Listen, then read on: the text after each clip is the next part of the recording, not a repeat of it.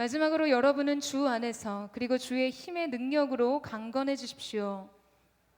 계략에 대적해 설 수 있도록 하나님의 전신갑주를 입으십시오. 우리의 싸움은 혈과 육에 대한 것이 아니라 권력들과 권세들과 이 어둠의 세상 주관자들과 하늘에 있는 악한 영들에 대한 것이기 때문입니다. 그러므로 하나님의 전신갑주를 입으십시오. 이는 여러분이 악한 날에 능히 대적하고 모든 것을 행한 후에 굳건히 서기 위한 것입니다. 그러므로 여러분은 굳건히 서서 진리로 허리띠를 띠고 의의 가슴바지를 붙이고 예비한 평화의 복음의 신을 신고 모든 일에 믿음의 방패를 가지고 이것으로 악한 자의 모든 불화살을 소멸시키며 구원의 투구와 성령의 검 곧 하나님의 말씀으로 무장하십시오. 모든 기도와 간구로 항상 성령 안에서 기도하고 이를 위해 늘 깨어서 모든 일에 인내하며 성도를 위해 간구하십시오. 기도하기를 내게 말씀을 주셔서 입을 열어 복음의 비밀을 담대하게 알릴 수 있게 해달라고 기도해 주십시오. 우리 함께 읽겠습니다. 내가 이것을 위해 사슬에 매인 사신이 됐습니다. 그러므로 내가 복음 안에서 마땅히 해야 할 말을 담대하게 말할 수 있도록 기도해 주십시오. 할렐루야. 오늘 예배의 영을 우리 가운데 기름 부으실 주님을 찬양합니다. 하나님 앞에서 우리의 영혼이 새롭고 순전하게 빚어지는 귀한 은혜가 있을 줄로 믿습니다. 오늘 그 일을 행하신 하나님 앞에 감사와 찬양과 영광의 큰 박수 올려드리도록 하겠습니다. 우리의 기쁨이 되시며 우리의 소망이 되시며 우리의 평강이 되시는 주님을 찬양합니다. 오셔서 새 영으로 우리 가운데 기름 부어 주시옵소서. 할렐루야. 할렐루야. 사랑하는 여러분, 성령 충만하십시오. 말씀 충만하십시오. 오늘 하나님 기대하는 모든 여러분의 심령가다 하나님께서 새 영으로 기름 부으시는 귀한 역사가 있을 줄로 믿습니다. 제가 이 에스더 강해를 하면서요, 여러분에게 이 줄탁동시라는 사자성어를 한번 언급한 적이 있는데 아마 잘 기억 안 나시죠? 안에서 쪼고 밖에서 빻는 힘이 동시에 이루어져야 한다는 이야기였어요. 제가 최근에 영적 전쟁에 대한 이 영적 전쟁을 싸우는 우리에게 필요한 교훈이라고 생각한 사자성어가 있었습니다. 이것은 바로 망매지갈인데요. 이 진나라를 세운 사마염이 오나라를 공격할 때 일이었습니다. 아주 험난한 공격지에 접어든 군대는 어려운 지형을 통과하면서 여기저기 헤매느라 시간을 허비했고 그들이 가지고 있었던 식수를 다 허비하게 되었어요. 식수가 다 바닥이 나게 되었어요. 장기간의 행군에 지친 병사들은 그들이 느끼는 이 갈증으로 인해서 하나둘씩 쓰러지기 시작했고 도저히 앞으로 나아갈 수 없는 그런 아주 절망적인 상황에 이르게 되었습니다. 이때 사마염이 군대의 맨 앞으로 나아가서 그의 군대를 향해 이렇게 말했어요. 조금만 힘을 내라. 저 언덕을 넘어 매화나무 숲이 있고 그 숲에는 탐스러운 매실들로 넘치고 있다. 곧 그 매실이 우리의 갈증을 해소해 줄 것이다. 사마염이 뱉은 이 매실이라는 단어가 병사들의 입에 침이 고이기 시작하게 했고 그리고 그 매실을 맛볼 이 기대감에 한두 사람이 다시 일어나 행군할 채비를 갖추기 시작했습니다. 그리고 모두가 일어나 마침내 군대는 단 한 사람의 낙오 없이 목표지에 이르게 되었다는 이야기이죠. 이 일화를 바탕으로 한 사자성어가 바로 발알망, 매화나무 매, 그칠 지, 목마를 갈, 망매지갈입니다. 이 매실을 바라보며 갈증을 해소한다는 뜻이죠. 생각이 육체를 지배한다는 의미이자 희망과 소망이 오늘의 현실을 이기게 하는 힘이 된다는 의미입니다.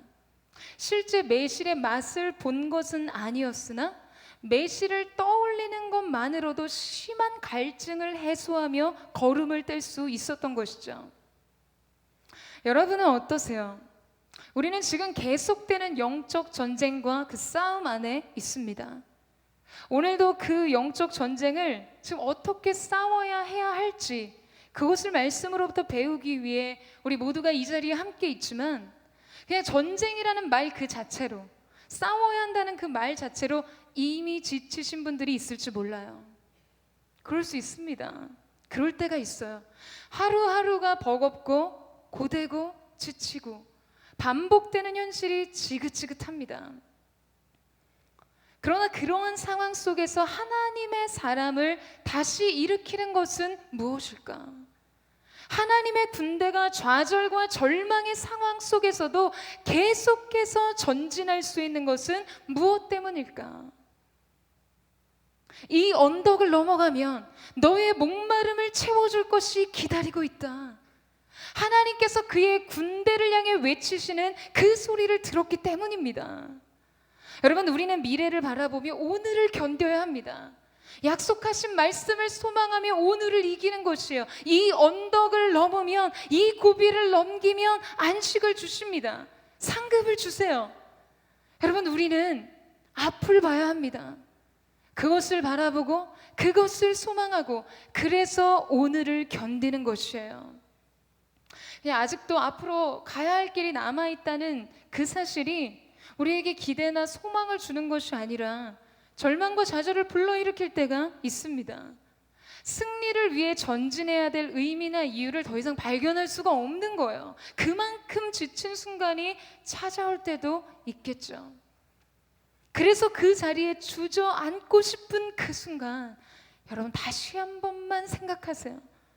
우리가 지금 그 자리에 주저앉는 이유는 너무 지치고 너무 힘든 상황과 현실 그 자체 때문만은 아닙니다. 바라볼 것이 없어서 그래요. 기대하고 소망하고 오늘을 견딜 수 있게 하는 희망이 없기 때문인 것입니다.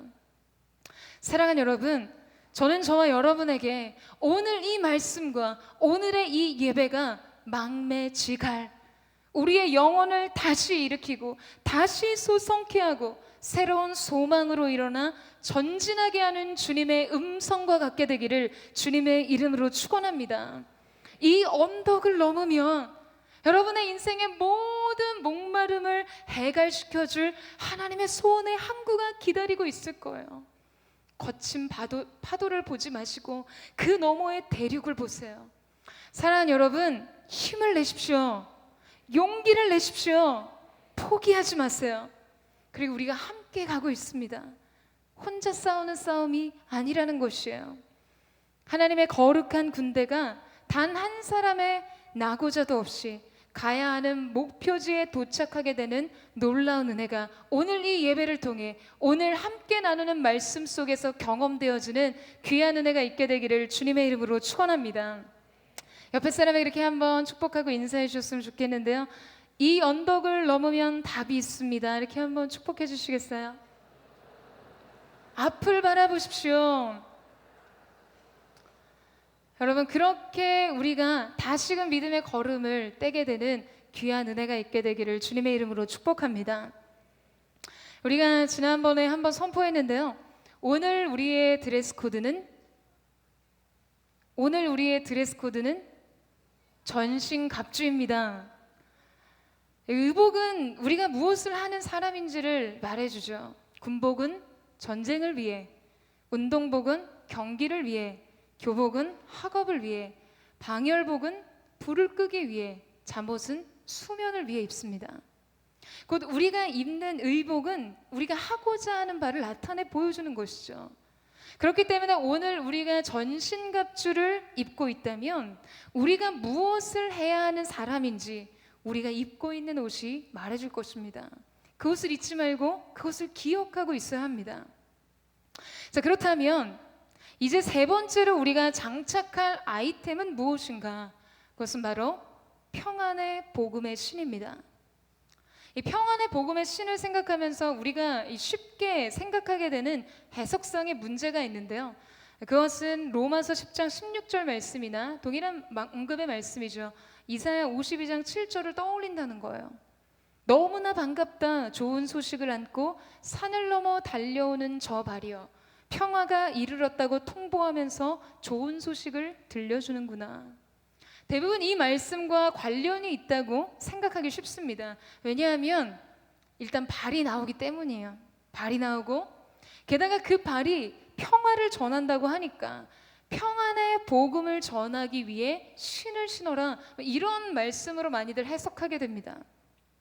그러나 여러분, 헬라 철학자들과의 변증에서도 밀리지 않는 이 촌철살인의 농객인 바울이요, 영적인 무장에 대해서 논증을 하다가 느닷없이 복음 전파에 대한 이야기를 할 리가 없습니다. 지금 바울은 여기에서 한 가지의 일, 하나의 일, 즉 우리가 마귀와 싸우고 투쟁하는 것에 대해서만 이야기하고 있다는 것이죠. 말씀은 언제나 그 맥락 속에서 봐야 합니다. 바로 그 맥락 속에서 이 말씀을 봐야 한다는 것이에요. 그러기 위해서는 이 바울이 살던 당시 로마 군사들이 이 전쟁을 위해 신었던 신발에 대한 이해가 필요한데요. 이 당시 로마 군인들은 지금과 같은 이 현대화된 군화를 갖고 있지 않았습니다. 로마 군사들이 그 당시 신었던 이 신발은 일종의 샌들이었어요. 이 밑바닥에 굉장히 단단하고 두꺼운 가죽을 대고 그것을 다리의 끈으로 감아서 단단하게 고정시키는 것이었습니다. 여러분, 사실 신발은 활동의 기능적인 측면에서 아주 중요한 역할을 합니다. 누구도 전쟁에 나가면서 막 12cm 하이힐을 신지는 않을 거예요. 아울리치를 가면서 사막을 통행하면서 그런 아찔한 힐을 신는 분은 케어의 대상입니다. 아무리 패션이 중요하다고 해도 굉장히 고되거나 죽고 싶지 않으면 그러진 않을 거예요. 신발이란 그렇다는 것이죠. 신발 하나로 행동이 묶이기 때문이에요. 그래서 이 신이라는 것은요, 이렇게 우리가 무엇을 해야 하는지에 따라 결정하게 되어 있어요. 수행해야 하는 임무와 목적과 기능에 맞는 선택을 해야 하는 것이 바로 신발입니다. 그러면 우리가 영적인 전쟁을 할 때 과연 무엇을 신어야 하는지가 궁금하시죠? 궁금하시죠, 여러분? 사도 바울이 여러분의 그 마음을 알고 우리에게 굉장히 자세하게 그 부분에 대해서 아주 함축적으로 이야기해주고 있어요. 전략적으로 로마 군인들에게 있어서 신발의 역할은 세 가지 기능적 의미로 구분해서 살펴볼 수 있습니다. 첫 번째, 이 로마 군인들에게 신은 전쟁에서 미끄러지거나 넘어지는 것을 방지하기 위해서 반드시 필요한 것이었어요. 이 앞서 이야기한 것처럼 아주 두껍고 단단한 가죽을 밑바닥에 대어서 사용을 하게 되었는데요. 특별히 로마 군인들의 이 신에는 가죽 밑창에 징이나 못을 박았습니다. 당시의 전쟁은 공성을 도와줄 투석기나 발석거, 포화 같은 무기를 사용한다고 해도 결국 그 성을 함락하고 결국 그 전쟁에서 이기기 위해서는 여러분 보병이 들어가서 적과 이 검과 방패로 아주 맞붙게 되는 육박전을 벌이는 형태의 전쟁이었어요. 더군다나 지금처럼 길이나 땅이 잘 닦인 아스팔트 이런 길이 아니었기 때문에 전투가 벌어지는 전쟁터는 금세 진흙탕이 되었습니다. 미끄럽고 질척거리는 진흙탕 말이죠. 진흙탕 싸움, 그 진흙탕 말이에요. 그렇기 때문에 전투와 밑창에 징이나 못을 박았던 것이죠. 이 발이 밀리거나 미끄러지거나 그래서 넘어지는 경우, 적을 공격하거나 방어하는 일에 실패하기 때문에 그것을 방지하기 위함이었습니다. 여러분, 바울은 바로 이것을 주목했어요. 우리가 영적인 전쟁에서 대적의 칼과 무기에 밀리거나 미끄러지거나 넘어지지 않고 굳게 서기 위해서는 바로 이 신이 필요하다는 것이죠. 어떤 신입니까? 평안의 복음이 준비한 신이에요. 우리를 넘어지지 않게 하는 것은 평안의 복음이라는 이야기인 것입니다. 여기서 말하는 이 평화의 복음의 신, 이 평안, 이 샬롬은 여러분 무엇을 의미할까요? 이 샬롬이라는 단어의 뜻은 하나님과 사람과의 관계에서 모든 계약의 조건을 다 이행했을 때 주어지는 완전한 관계에서 오는 평화입니다. 우리가 하나님 앞에 죄인 되었을 때 우리는 하나님과의 관계 속에서 샬롬이 없어요. 평안이 없습니다. 왜냐하면 우리는 하나님께 대한 의무를 다 수행하지 못하기 때문이었어요. 하나님께서 요구하시고 말씀하신 것을 온전히 수행할 수 없기 때문입니다. 그러나 하나님께서 예수 그리스도를 통해 우리의 모든 죄와 연약함의 채무를 지불하시고 그를 믿는 자마다 용서하시고 사랑으로 용납하셨어요. 그래서 우리는 그리스도를 믿게 되면 하나님과의 온전한 관계가 회복돼서 하나님과 화평과 화목을 누리는 평안을 얻게 되는 것입니다. 여러분, 이 사실을 믿으십니까?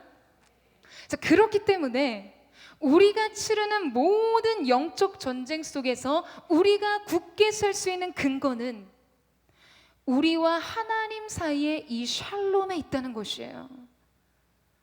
우리를 향한 하나님의 용서, 우리에 대한 그분의 사랑, 이 용납과 사랑으로부터 오는 완전한 평안과 자유와 기쁨이 우리가 서야 하는 토대가 되어야 한다는 것입니다. 우리가 지금 누리고 있는 하나님과의 관계의 평안이 우리를 굳게 서게 하는 신이라는 것이죠. 여러분, 이것이 우리의 전투화입니다. 여러분, 우리는 모든 영적 전쟁 속에서 바로 이 신을 신어야 돼요. 말하자면 지금 이 평안 위에 서야 하는 것이에요. 하나님과의 관계의 화평, 그 화목 위에 서야 하는 것입니다. 이 근본적 관계성 위에서 얽매이는 것이 없어야 한다는 것이죠. 그런데 문제는 이 신을 신지 않은 채로 섣부르게 전쟁에 나가는 것이에요. 평안 위에 서지 않은 채로 싸우려고 합니다. 사랑하는 여러분, 복음의 신을 신지 않고서는 미끄러집니다. 질척거리는 진흙탕에서 자빠지고 넘어지고 마는 것이죠. 저는 이 말씀을 두고 한참을 생각하고 묵상해 봤어요. 우리가 언제 미끄러지고 넘어질까? 우리가 언제 이 평안이 깨지게 될까? 여러분, 이것은 두 가지로 압축해서 말할 수 있습니다. 그것은 자기 사랑과 자기 실패예요. 우리가 영적인 전쟁에서 미끄러지고 넘어지는 이유는 마음이 교만해져서 자기 사랑과 자기 의에 사로잡혀 있을 때와 자기의 연약함과 자기 두려움에 사로잡혀 있을 때입니다. 여러분, 이 교만이란 대적의 첫 번째 관역이에요. 정말 무서운 말이에요. 잠언 16장 18절 말씀에 보면 교만은 패망의 선봉이요 거만한 마음은 넘어짐의 앞잡이니라. 그러니까 패망이 다가오면서 교만부터 꼬꾸라진다는 이야기예요. 선봉에서 넘어집니다. 거만한 마음이 앞장서서 넘어진다는 것이에요. 여러분, 우리가 우리의 인생의 길에서 어떤 일에 넘어지고 망하게 되는 첫 번째 이유는 교만한 마음 때문입니다. 하나님 앞에서 높아진 마음인 것이죠. 어떻게 저 사람이 저런 실수를 했을까? 저 사람이 왜 저렇게 안타깝게 됐을까? 면밀히 살펴보면 그 사람의 마음이 하나님 앞에서 높아져서 그렇습니다. 자기의 공로와 자기의 자랑과 자기의 의로 가득 찼기 때문이에요. 사랑하는 여러분, 우리는 모두 이 마음을 주의해야 합니다. 여러분, 누구도 교만을 의도하지 않아요. 누구도 처음부터 자신을 높은 자리 위에 올려두지 않습니다. 마치 남모르게 찾아온 도둑처럼 그렇게 교만한 마음이 우리 안에 잠입하고 틈타게 되는 것이죠. 갑작스럽게 길을 잃어요. 갑작스럽게 자기 싸움의 대상을 혼동합니다. 왜냐하면 자기 자신이 너무 중요해져서 하나님의 마음과 시선을 잃어버렸기 때문에 모든 것을 자기 중심적으로 해석하고 이해하고 받아들이기 때문입니다. 오로지 나뿐이에요. 여러분, 이런 사람들의 사람들의 특징은요, 이런 마음이 우리 안에 들어왔을 때 드러내게 되는 특징은 자기 실수를 잘 인정하려 하지 않습니다. 모든 책임을 전가하려고 해요. 아담이 자기 자리를 이탈해서 하나님께서 정하신 질서를 이탈하고 벗어났을 때 그는 하나님처럼 하나님과 같이 되고 싶은 교만을 품게 됩니다. 지혜를 얻고 싶었던 거였어요. 선악과를 먹은 아담에게 하나님께서 질문하실 때 아담은 대답합니다. 하나님께서 주신 저 여자가 먹으라고 했습니다. 사랑하는 자매 여러분, 이런 형제 만나지 마세요. 무슨 말입니까? 하나님이 주신 저 여자가 문제네요. 그 여자를 주신 하나님이 문제였네요. 결국 이 말은 하나님을 향해 문제의 책임을 전가하는 것이에요.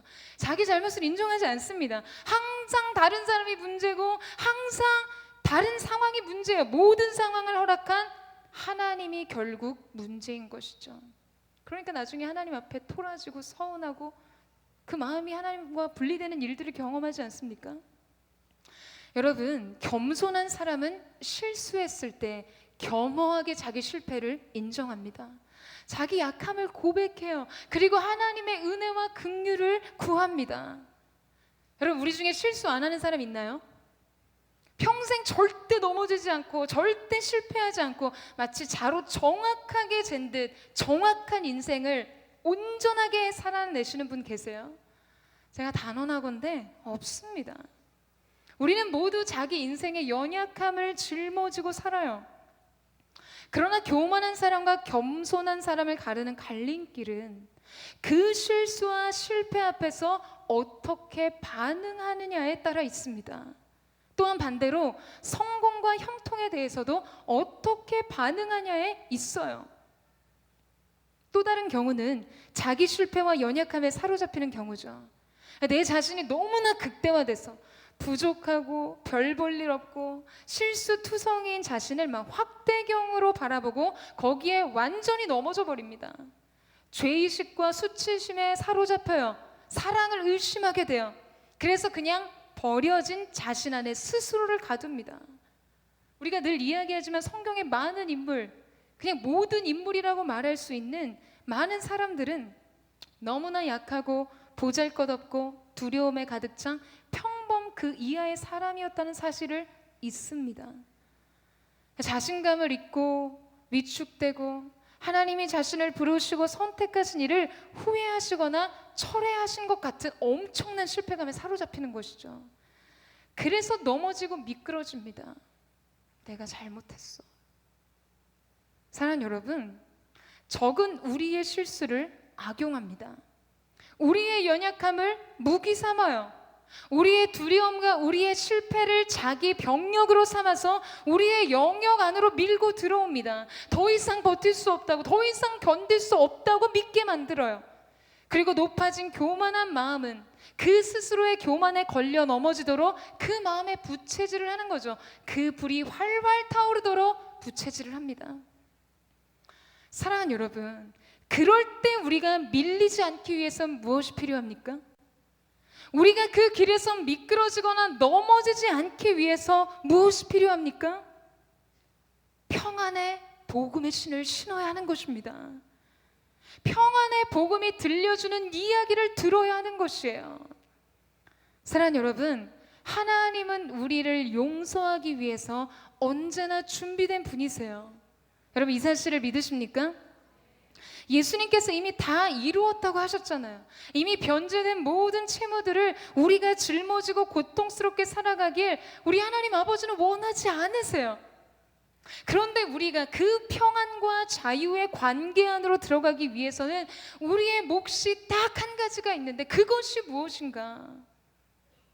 여러분, 부모가 자식을 어떨 때 용서하나요? 뭐 잘못하면 어떤 잘못이었든지 내 자식이니까 내 새끼니까 사랑하니까 다 용서하나요? 아니요. 만약 그렇다면 건강하지 않은 것입니다. 사랑하기 때문에 그렇게 할 수 없어요. 어떨 때 용서하는가? 잘못을 인정하고 시인할 때 용서하는 것이에요. 여러분, 하나님도 그러십니다. 자녀된 우리가 그 잘못을 시인하고 그 앞에 엎드릴 때 용서하세요. 만일 우리가 우리의 죄를 자백하면 그는 의로우시고 미쁘사 우리의 모든 죄를 용서하시고 우리의 모든 불의에서 우리를 깨끗게 하시리라. 할렐루야. 여러분, 그러나 우리가 돌이킴이 없을 때는 하나님께서 때로 징계하시고 경책하셔서라도 자녀의 잘못을 지적하십니다. 용서받기 위해서는 고백이 필요해요. 사랑하는 여러분, 미끄러지지 마세요. 여러분, 우리 미끄러지지 맙시다. 겸손하게 하나님 앞에 가야 하는 것이요. 그냥 연약하고 약하고 어그러지고 실패하고 실수한 모습 그대로 그 앞에 서는 것입니다. 제가 참 사랑하는 말씀인데요. 이 시편 94편 17절에서 19절 말씀입니다. 여러분 함께 한번 읽어볼까요? 함께 한번 읽겠습니다. 시작.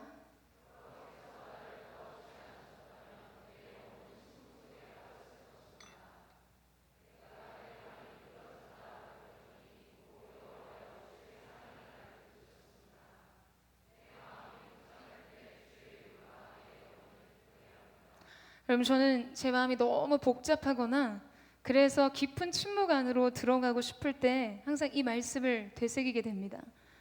다윗이 시글락에 있을 때요, 아말렉이 그의 식솔들의 모든 부녀자들을 다 사로잡아갔어요. 모든 것을 약탈했어요. 그때 어떤 일이 있었죠? 다윗이 사울에게 쫓기면서 그 광야를 유리하면서도 가장 어려운 순간에도 사랑으로 품어주고 걷어줬던 사람들, 광야의 시간을 함께 보낸 사람들이 다윗을 향해 돌을 던지려 했습니다. 이제 다 끝난 것 같아요. 다윗도 피해자인데 가장 헌신했던 사랑했던 대상들로부터 돌을 맞습니다. 그런데 바로 다윗의 그 걸음이 완전히 실족할 것 같았던 그 순간, 하나님의 약속과 부르심은 다 사라지고 깨어져 버린 것 같은 그 순간, 성경은 이 한 절을 기록합니다. 그리고 이 모든 상황을 뒤바꾸고 모든 잃어버린 것을 되찾게 하는 분기점이 되었어요. 뭐라고 기록하냐면요, 다윗은 그의 하나님으로 인해 힘을 얻었습니다. 여러분 아멘이세요? 아, 나는 이렇게 넘어지는구나, 아, 나는 이렇게 그냥 미끄러지는구나, 이렇게 끝나는구나 하는 그 순간에 붙들어 주시는 사랑을 바라보는 것이에요. 마음이 복잡하고 생각이 많을 때 주님의 위로로 영혼의 기쁨을 솟성케 하는 것이죠. 주님으로 인해 힘을 얻는 것이에요. 그리고 바로 그 사랑 위에 굳게 서는 것입니다. 그 말씀 위에 굳게 서는 것이에요. 다시 평안을 회복하고 그 평안 안으로 달려가는 것입니다. 사랑하는 여러분, 저는 오늘 저와 여러분의 걸음이 우리를 붙드시는 주님의 사랑, 그 변함없는 말씀 위에 굳게 세워지는 은혜가 있게 되기를 주님의 이름으로 축원합니다. 그 사랑 위에 서세요. 그 영원하신 긍휼의 도우심을 구하십시오. 굳건하고 단호하고 확신 있게 오늘 모든 것이 다시 시작되는 거룩한 은혜가 우리 모두에게 있게 되기를 주님의 이름으로 축원합니다. 자, 두 번째로, 로마 군인들에게 신은 발을 보호하기 위해서 반드시 필요했습니다. 당시 전쟁에서 이제 흔히 있었던 장치가 있었는데요. 그것은 땅에 이 뾰족한 나무 조각이나 날카로운 뼈 조각을 갈아서 올감이나 덫을 거의 보이지 않게 이 표면 위에 세워서 박아둔 것이었어요. 지금으로 말하자면 일종의 지뢰와 같은 것이죠. 그렇기 때문에 만약 군인들이 신을 제대로 신지 않으면 공격을 하거나 방어를 하기도 전에 발에 심각한 부상을 입게 됩니다. 그리고 빈번한 감염의 문제가 바로 그 문제로부터 발생하게 됐어요. 그리고 이제 그 부상자를 케어하기 위한 병력이 붙게 되기 때문에 전력의 큰 손실을 얻게 되는 것이었습니다. 자, 그러니 이런 고통을 야기시키기 위해 위장되고 숨겨진 대적의 덫에 대비하여 발을 보호하는 것은 전쟁에 있어서 매우 매우 중요한 것이었어요. 저희가 이번 이스라엘 아울리치에서 갈릴리에서의 일정이 있었는데요, 갈릴리 바다 앞에서 늦은 점심으로 베드로 고기를 먹었어요. 아주 맛있게 식사를 하고 이후의 일정이 이제 갈릴리 바다에서 선상 예배를 드리는 일정이었거든요. 근데 이렇게 보니까 배를 타는 시간이 좀 남아서 한 15분 정도 개인 시간을 주었습니다. 해변을 걸으면서 묵상도 하고 짧지만 담소도 나누고 잠깐의 자유 시간을 보내라고 그렇게 시간을 줬어요. 한 5분 정도 지났을까요? 저기 해변가에서부터 팀원들이 목사님, 굉장히 다급한 목소리로 저를 부르면서 달려왔어요. 이게 무슨 일일까? 다가가는데 그 다음 말이 들려요. 목사님, 철사가 우빈이 다리를 관통했어요. 저는 그 얘기를 듣는데요, 그 순간 지구의 자전 속도를 느꼈어요. 여러분 그런 느낌 아세요? 정말 세상과 나는 간 곳 없고 자전하는 지구만 느껴진, 핑 돌면서 핀이 나가는 그런 느낌이 들었습니다. 관통이라는 단어가 제 심장을 관통하는 것 같았어요. 그래서 달려가서 상황을 보니까 관통이 아니라 해변가에 솟아 있었던 철사에 다리가 찔린 거예요. 발바닥이 찔린 거였어요. 많이 다치지는 않았지만 파상풍이 염려가 돼서 병원을 찾아다니기 시작했습니다. 한국에 있는 중보팀에게 기도 부탁을 하고 팀원들도 기도하는 마음으로 지역의 구석구석을 다니다가 메디컬 센터를 찾게 됐죠. 은혜였어요. 여러분, 그런 순간은요, 올 스탑입니다.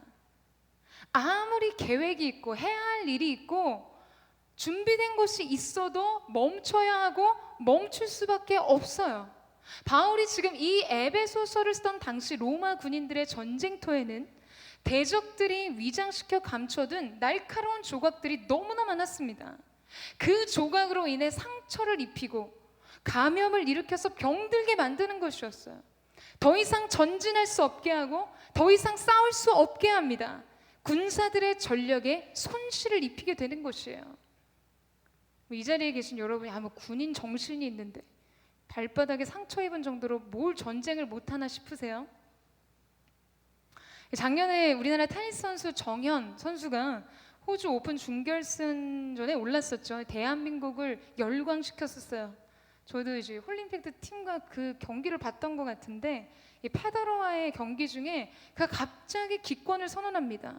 다들 의아해하고 실망한 그런 기색이 역력했죠. 이런 여론을 의식해서인지 정현 선수가 자신의 발바닥 사진을 찍어서 올렸어요. 이 물집이 잡혀서 깊게 패인 상처의 사진이었죠. 이것을 본 스포츠 전문가들은 정현과 그의 스태프들은 그의 발바닥 부상을 가장 무겁고 심각한 과제로 받아들여야 한다는 평가를 내렸습니다. 그리고 지난달에 또다시 발바닥 부상으로 인해서 US 오픈의 2회조 탈락이라는 고배를 마시게 되었어요. 여러분, 기술이 없어서도 아니고요, 의지가 없어서도 아니에요. 훈련이 부족했던 것도 아니었습니다. 세계적인 대회에서 우승하는 승리에 대한 열망이 부족했기 때문이었을까요? 아니에요. 그것은 그가 발에 입은 상처 때문이었습니다. 그것이 가장 중요한 싸움을 포기할 수밖에 없게 만드는 것이었어요.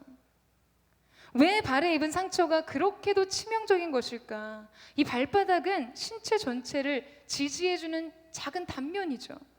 지면에 닿는 저촉면, 그리고 전체의 기동성을 결정합니다. 사랑하는 여러분, 영적인 전쟁 속에서 많은 전력의 손실을 일으키고 더 이상 싸우지 못하도록 부상병으로 그 승리를 포기하게 하는 사단의 전술은 이것입니다. 숨겨진 위장된 것들로 그의 걸음에 상처를 입히는 것이에요. 날카로운 말들, 비인격적인 비난과 비방, 교만과 판단과 정죄, 감정적인 마찰과 갈등, 방치된 필요들, 추측에 난무한 오해들. 여러분, 하나님의 사람들의 영혼에 입힌 상처가 어디선가 불쑥 찾아와서 우리의 발을 찌르게 될 때, 우리에게는 선한 의지와 위대한 꿈과 비전이 있을지라도 그 자리에 멈춰서게 될 수밖에 없습니다. 당장에 움직이지 못하도록 여러분의 발목을 묶어버린다는 거예요. 그 전쟁에서의 승리를 포기하게 만드는 것이죠. 사랑하는 여러분, 그렇기 때문에 우리는 상처를 입지 않도록 조심해야 합니다. 우리의 평안이 깨지지 않기 위해 언제나 여러분의 영혼의 발을 보호해야 하는 것이에요. 평안의 신을 단단하게 매는 것이 필요합니다. 여러분, 이 사실에 동의하십니까? 실족하다, 시험에 들다, 흔히 이런 말들 교회에서 많이 사용하죠. 바꿔 말하면 상처받았다, 마음이 상했다는 말이에요.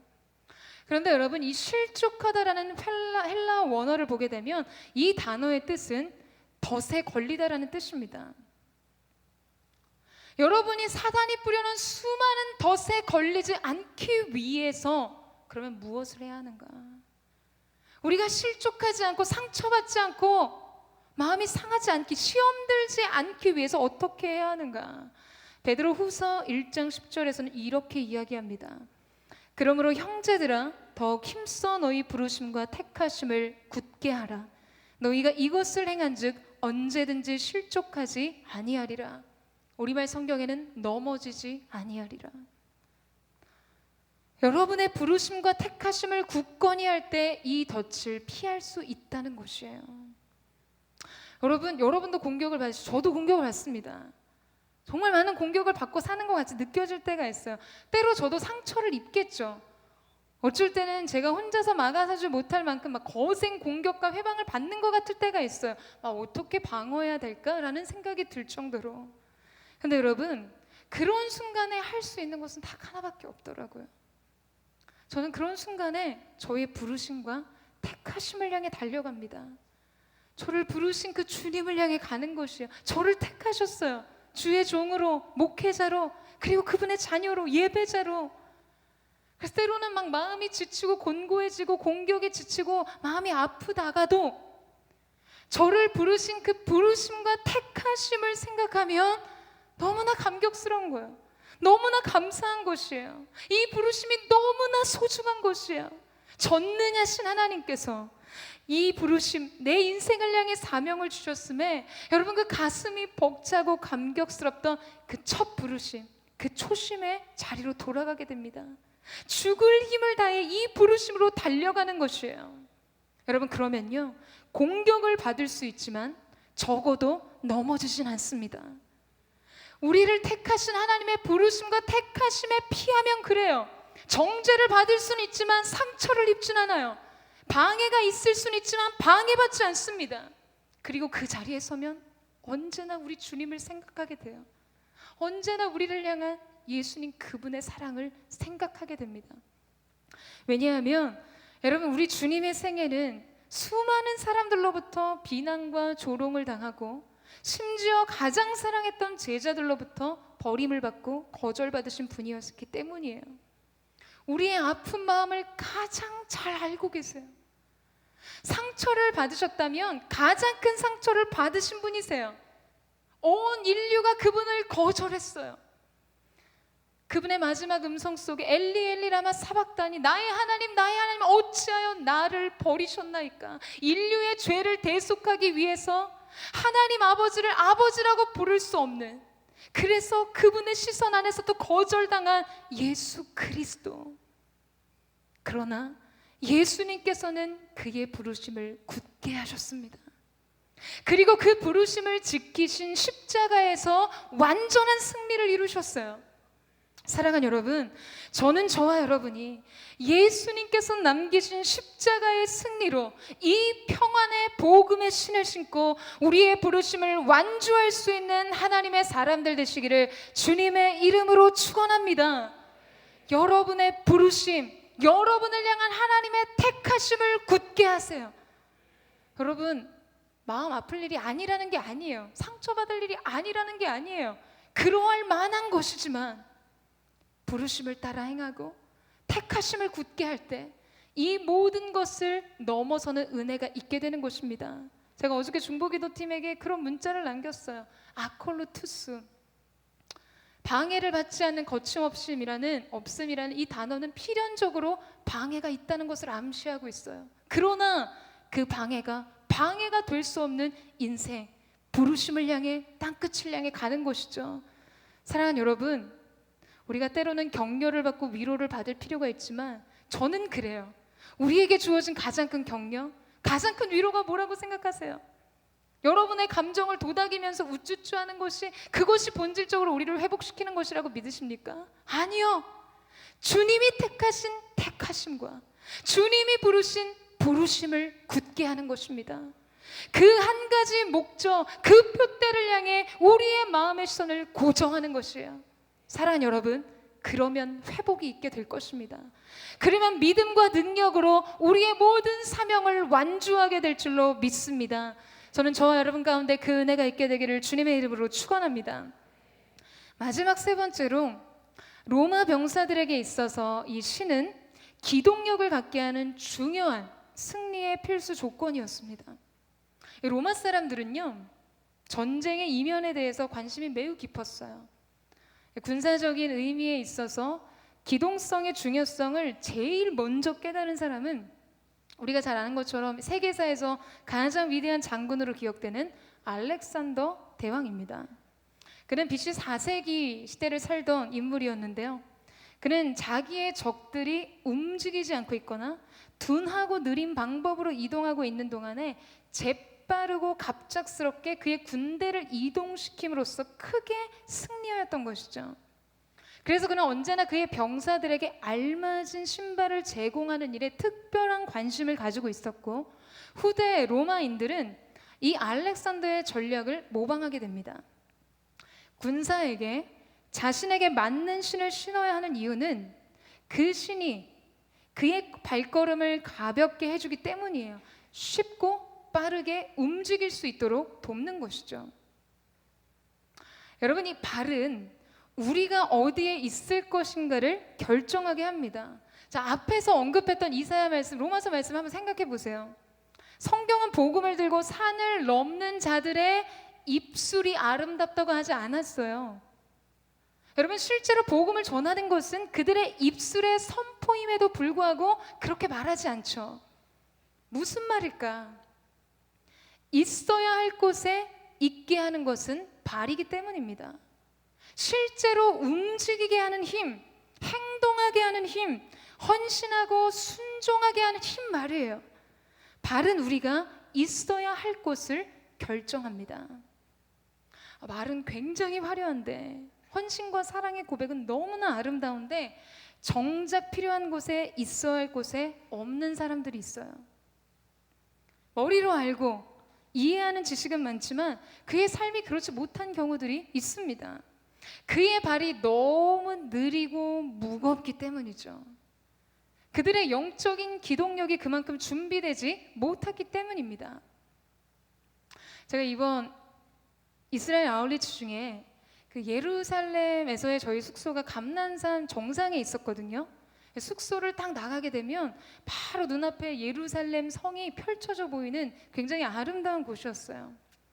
저희가 이 감남산에서 예수님께서 승천하셨던 곳을 기념하는 그곳에 가서 찬양하고 기도하는 시간을 가졌었는데요. 그때 제가 팀원들에게 나누고 싶었던 것이 있었어요. 시간이 없어서 나누진 못했지만 시각적으로 너무 가까이 그 눈앞에 펼쳐져 있는 예루살렘 성을 바라보면서 말이죠.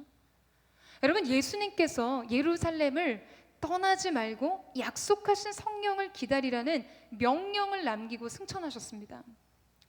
그곳에는 우리가 잘 아는 대로 500여 명의 사람들이 그 말씀을 받고 그 놀랍고 경이로운 장면을 목도한 채 있었어요. 그리고 그 다음의 이야기를 성경은 우리에게 전해주는데요. 뭐라고 하는지 한번 보시겠어요? 사도행전 1장 12절 말씀입니다. 우리 같이 한번 읽도록 하겠습니다. 시작.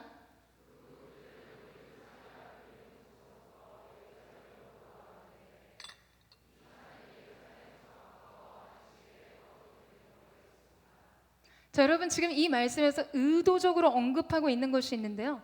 그것은 이 감람산, 올리브산이라고 불리는 곳에서 예루살렘으로 돌아오는데 걸리는 거리에 대한 것입니다. 감난산과 예루살렘의 거리는 지금 안식일에 걸어도 되는 거리라고 명시하고 있죠. 안식일에 걸어도 되는 거리는 약 2,000규빗입니다. 1.1km 정도에 해당하는 거리예요. 이 거리는 이스라엘 백성이 출애굽 당시에 이 광야 생활 중에 안식일이 시작되는 금요일 해질녘이 되면 언약궤를 멈추고 언약궤로부터 2,000규빗 떨어진 곳에서 자신들이 거하는 장막을 지었습니다. 그래서 이 거리가 안식일에 걸어갈 수 있는 거리였어요. 예전에 이스라엘에 갔을 때는 감람산에서 예루살렘까지 도보로 이동을 했었는데요. 기드론 골짜기를 가운데 두고 마치 양대 산맥처럼 서로 마주보고 있는 이 감람산과 예루살렘을 걸어서 도보로 이동하면 20분이 채 되지 않습니다. 여러분, 지금 제자들은 감람산에서 예수님의 영광스러운 승천을 목도하며 그들이 얼마 못되어 성령을 받고 예루살렘을 넘어 유대로, 유대를 넘어 사마리아 땅끝까지 이르러 복음의 증인이 될 거란 엄청난 새로운 비전을 받았어요. 감난산은 새로운 비전의 말씀과 약속을 받은 자리였습니다. 그리고 그들에게 명하신 장소 예루살렘은 바로 순종의 자리였어요. 성경은 우리에게 이 비전의 자리, 곧 말씀이 임한 자리로부터 순종의 자리까지 이 물리적인 거리가 얼마나 짧은지를 보여주고 싶은 거예요. 20분, 15분이면 갈 수 있는 눈앞에 펼쳐진 분명해 보이는 그곳. 여러분, 이것은 무엇을 의미하는 것일까요? 사랑하는 여러분, 순종의 자리까지는 멀지 않다는 것입니다. 그러나 또한 역설적으로 그 자리는 제자들에게 뿐만 아니라 모든 신앙인들에게 가장 멀고 험한 자리이기도 했습니다. 예수님의 명령은 너무나 단순하고 명확했어요. 그리고 그들이 순종의 발걸음을 옮겨야 하는 예루살렘은 바로 그들 눈앞에 있었습니다.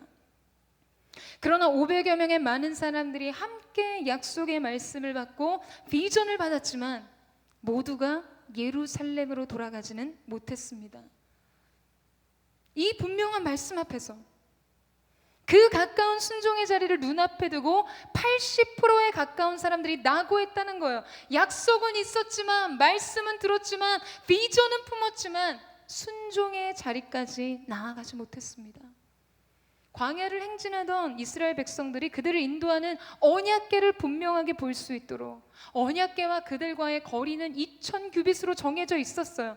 그들에게 예루살렘은 그렇게 분명하고 명확하게 보였습니다. 사랑하는 여러분, 하나님께서 원하시는 것과 하나님께서 기뻐하신 뜻이 무엇인지가 분명하게 보여진 것이죠. 그런데 중요한 것이 무엇입니까?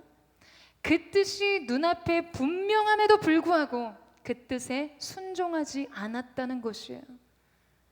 그들은 무엇을 해야 하는지, 어떻게 해야 하는지 알았지만 하지 않았습니다.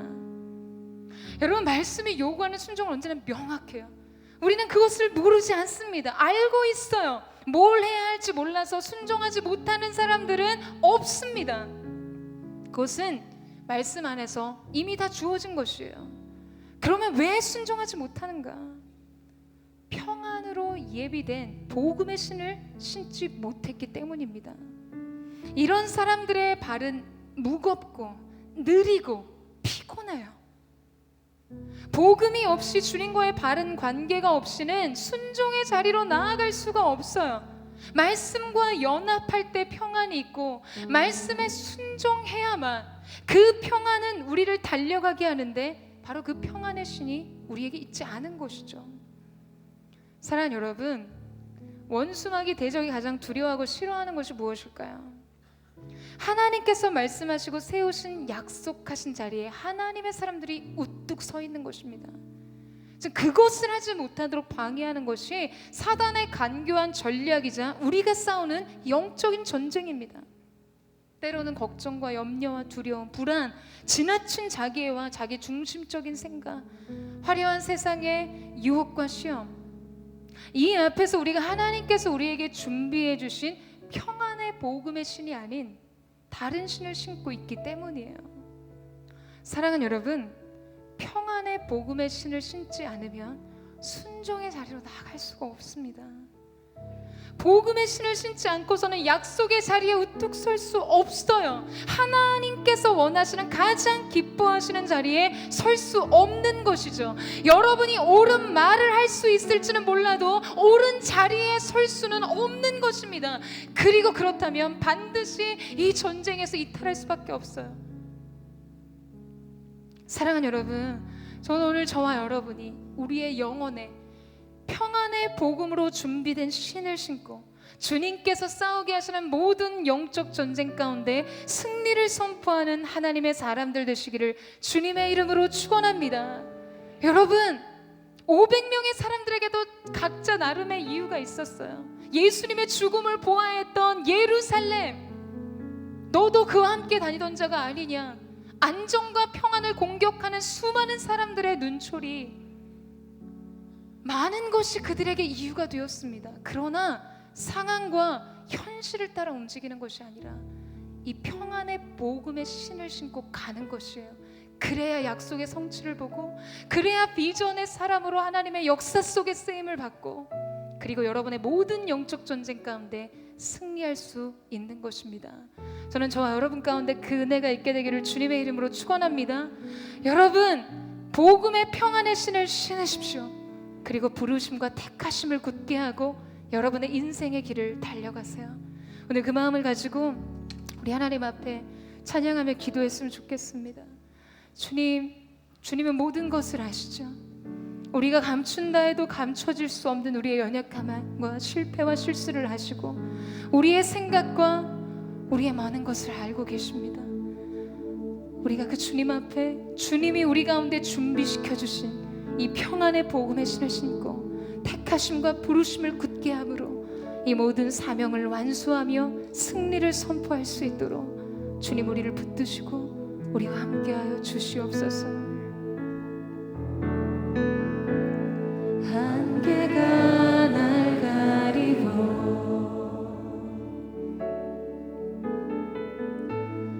내 믿음은 들리려 할 때 나 주님께 나아가네. 주님은 산 같아서 주님은 산 같아서 여전히 그 자리에 계셔. 여전히 그 자리에 계셔. 눈을 들면 보이리라 날 위한 그 사랑. 주는 나의 도움이시며 주의 계획 영원하시네. 주의 위엄 앞에 믿음으로 순종해 예배드리리. 주님께서 날 이끄시며 주가 항상 함께 하시네. 주의 사랑 안에 믿음으로 순종해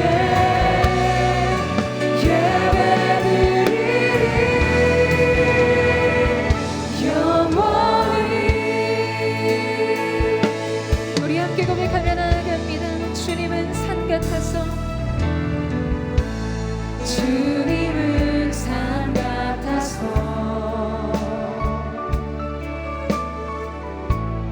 여전히 그 자리에 계셔. 눈을 들면 보이리라 날 위한 그 사랑.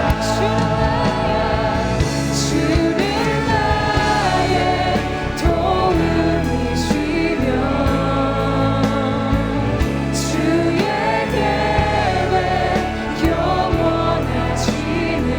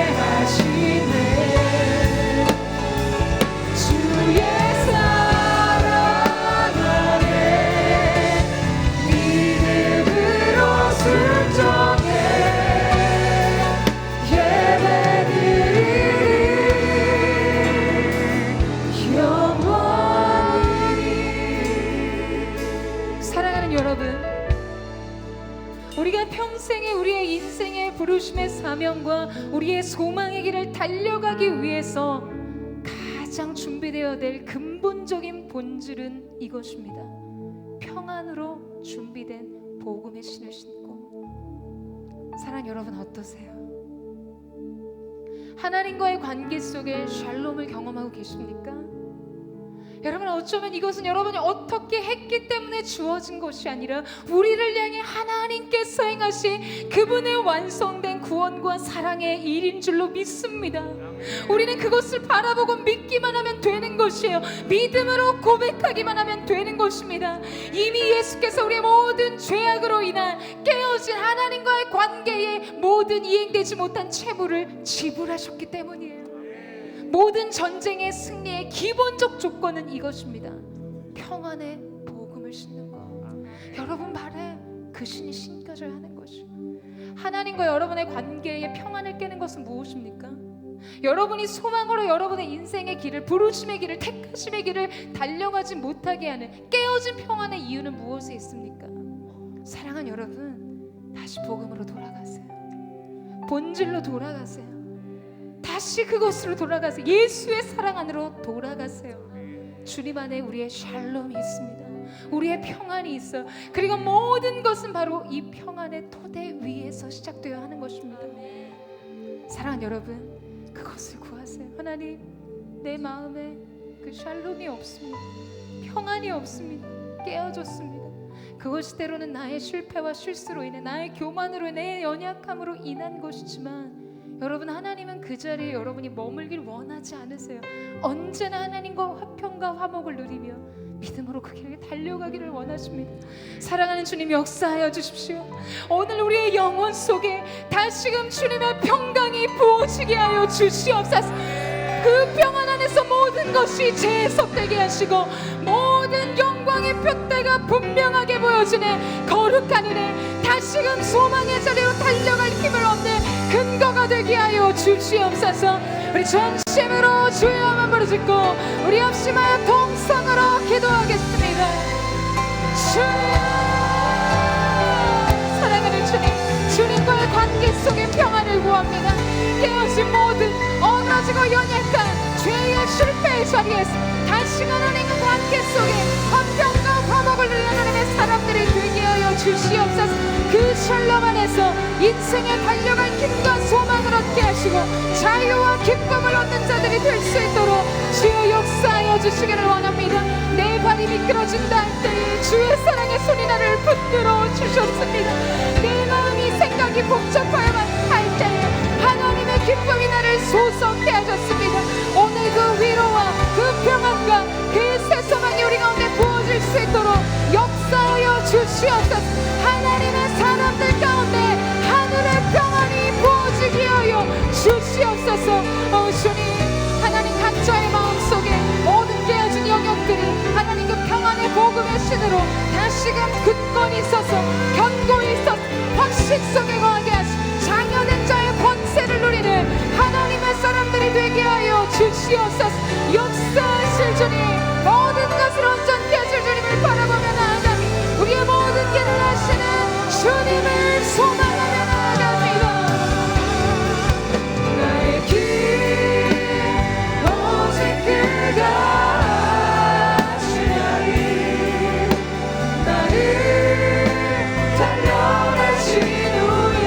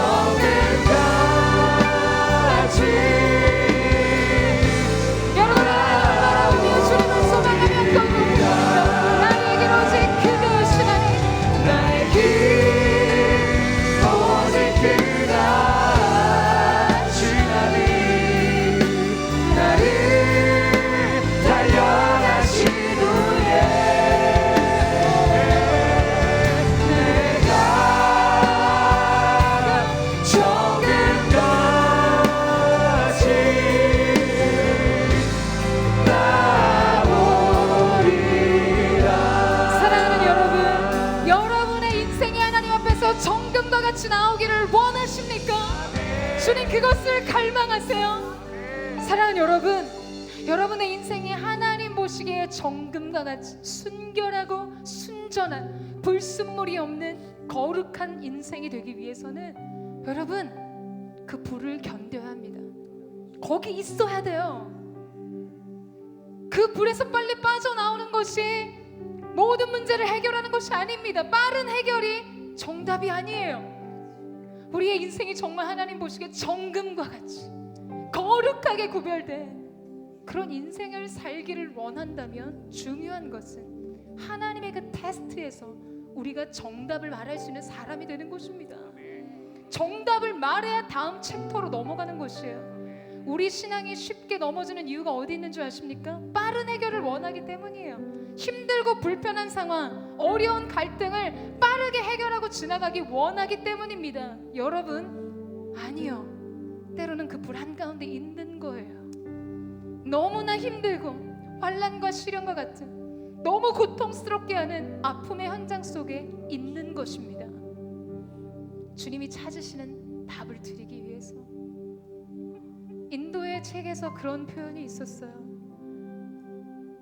특별한 대장장이들은요, 자기가 새롭게 하고 정령케 할 도구들을 연단하면서, 연장질을 하면서 그 불 속에 담그고 비춰볼 때 이제 그것이 온전해졌다고 판단하는 기준이 있습니다. 그것이 무엇인지 아세요?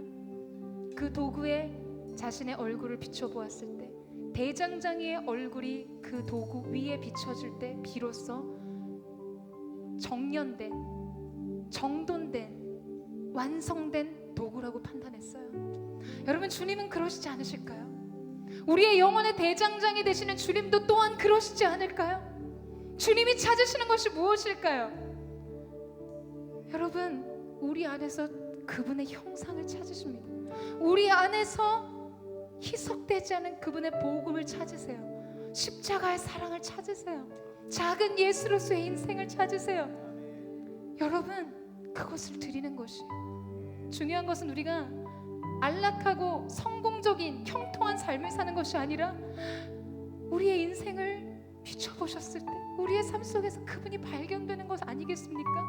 여러분, 인생의 목적과 목표가 오늘 이 예배 속에서 저와 여러분의 인생이 다시금 재정결되고 정비되고 거룩하게 연단되는 은혜가 있기를 원합니다.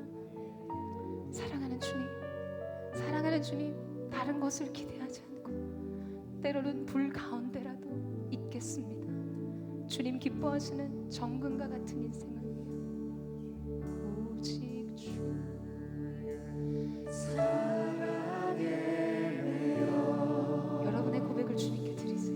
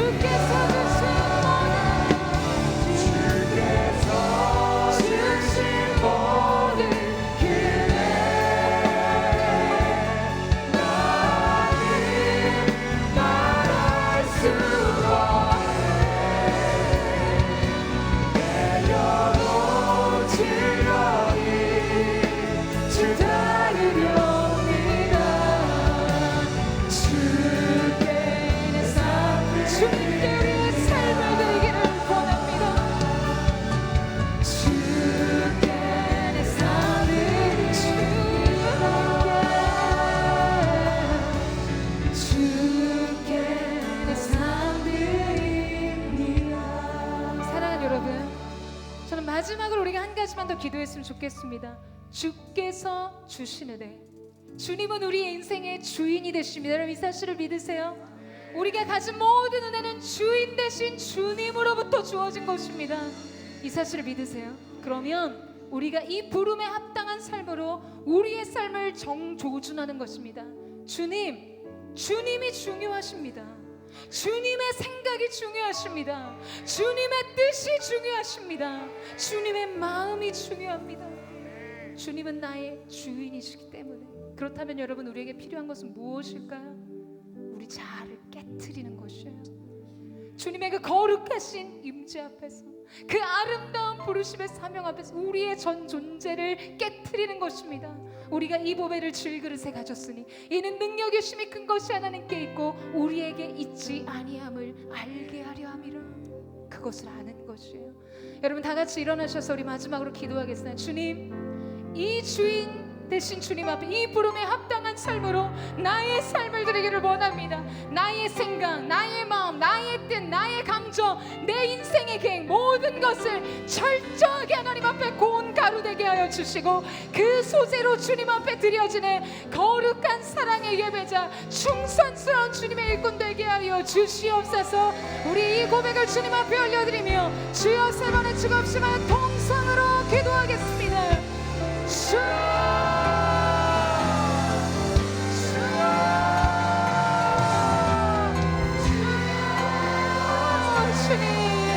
주님이 뜻하신 그곳에 우리가 온전히 있기를 원합니다.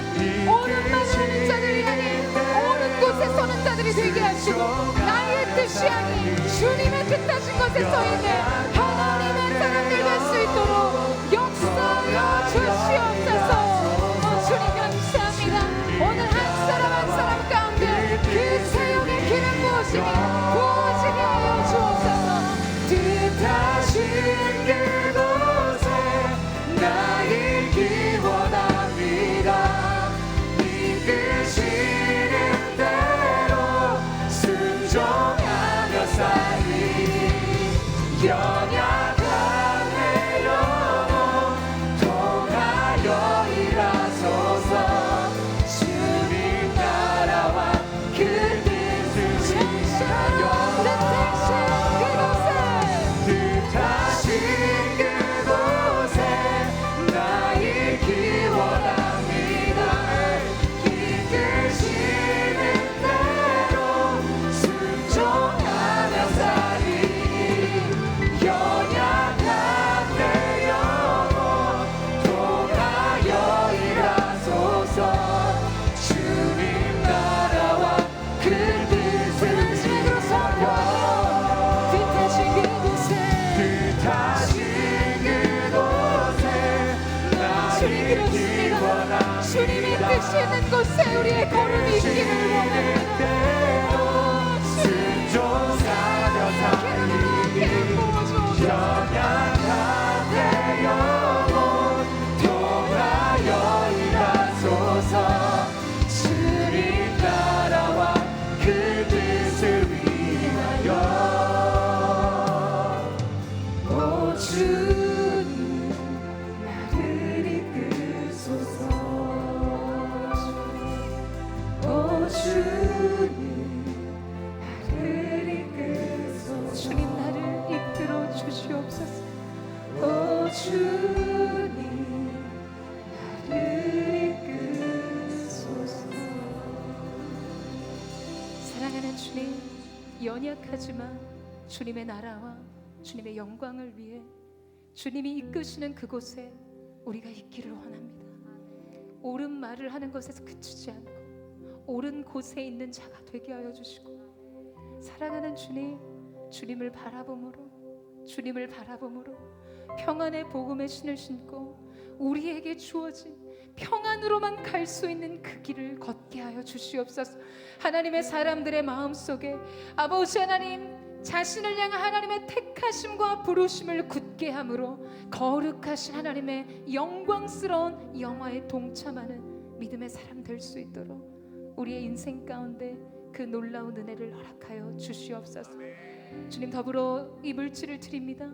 이 물질이 쓰임받는 모든 곳에 하나님의 나라가 확장되게 하시고, 주님, 그 복음이 증거되는 아름다운 결실을 우리가 볼 뿐만 아니라 추수하는 일꾼들로 민족과 열방을 향해 나아가는 거룩한 예배자, 거룩한 선교사의 삶을 살게 하여 주시옵소서.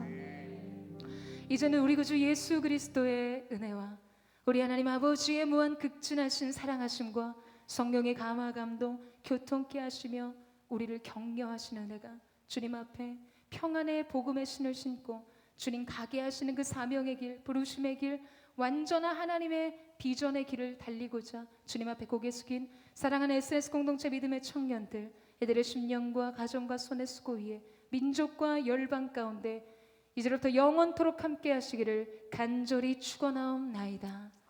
아멘.